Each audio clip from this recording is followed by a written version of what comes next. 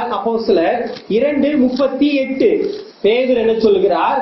நீங்கள் மனம் திரும்புங்கள். மனம் திரும்புறதுன்னா என்னது? இவ்வளவு நாளா நான் தைரியமா செஞ்சுக்கிட்டு இருந்த காரியத்தை தப்புன்னு நினைச்சிட்டு இதை செய்ய வேண்டாம் என்று விடுவது, அதுதான் மனம் திரும்புறது.